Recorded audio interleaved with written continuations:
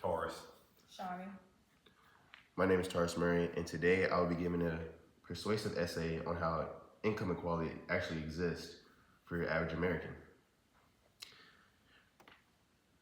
How for the average American, income equality actually exists, and how America actually promises smoke and mirrors for financial freedom.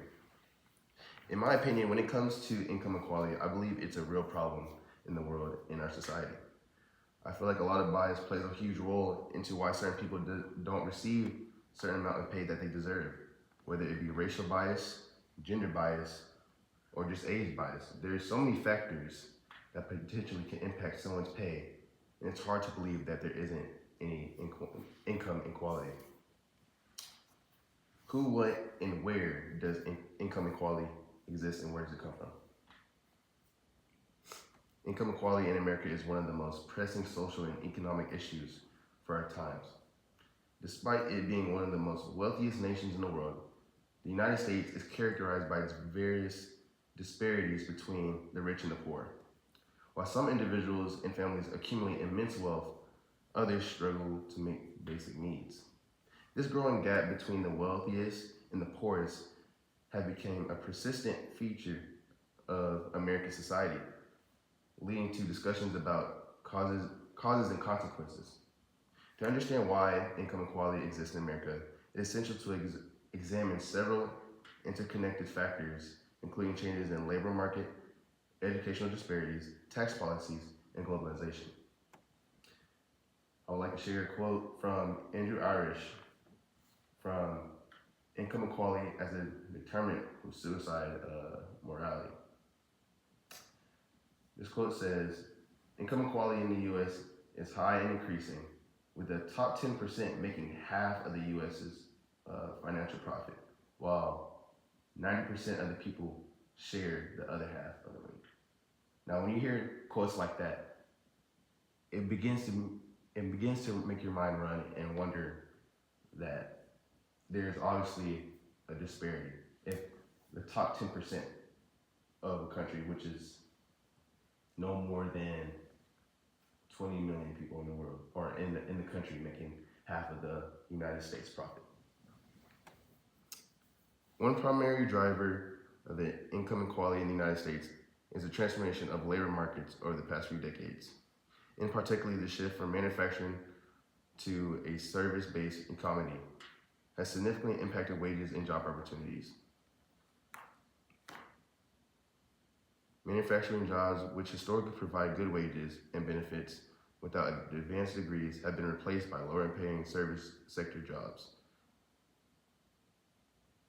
Examples of this could be transportation, like bus driving, or even the postal service.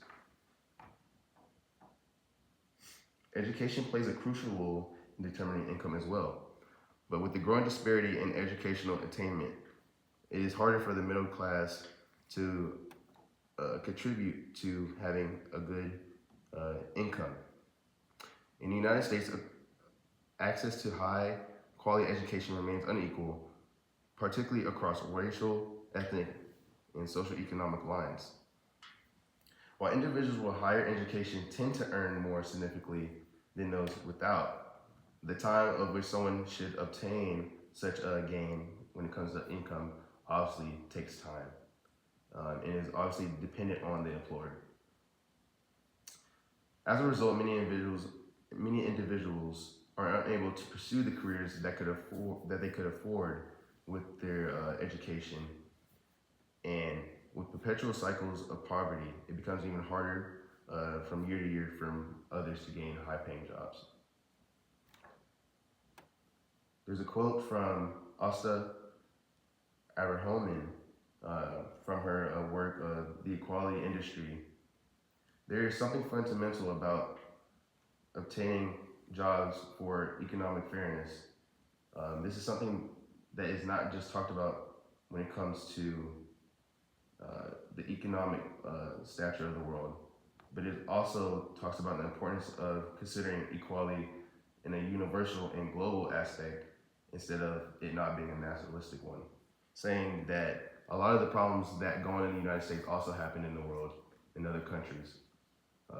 And it's not just an American-based problem, even though it is reflected a lot in America. Tax policies and the distribution of wealth also play an essential role in shaping income equality.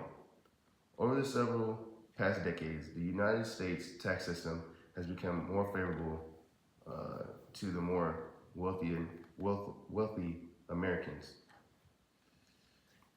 So when you think about wealthy Americans and the reign that they have, it's obviously a stretch of time where, as America keeps growing in money, that top 10% is obviously going to keep those funds.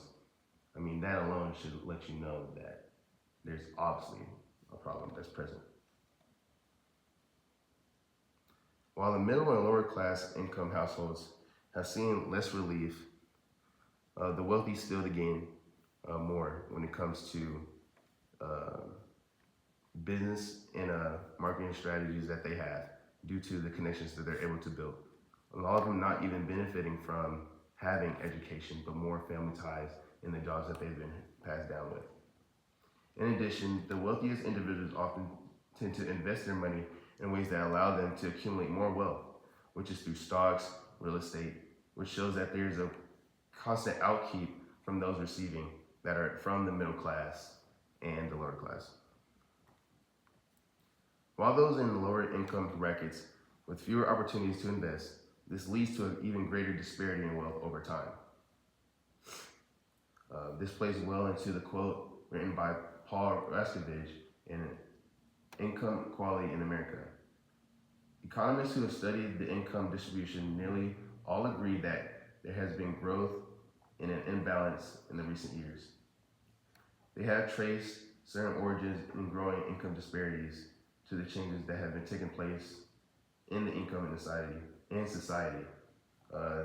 That being things such as war, inflation, changing in political figures, and change in preference of workers. For a land that promises a multitude of financial gain and opportunity, it is evident that a ton of uncontrollable roadblocks such as race, gender, and age stop others from attaining such financial strides like one should. It can also be said that America promises smokes and mirrors at the expense of work that isn't even allowed to all parties that are employed. This growing divide has ultimately shrunk the middle class and increased poverty right in front of our very eyes. And addressing such a problem is essential for our social justice and fostering a more stable and sustainable economy where everyone can be happy. So from the information that you gain, you can obviously see that this is something that is clearly existent, definitely in the country of America. And with evidence that I've provided, you can see that too. Thank you.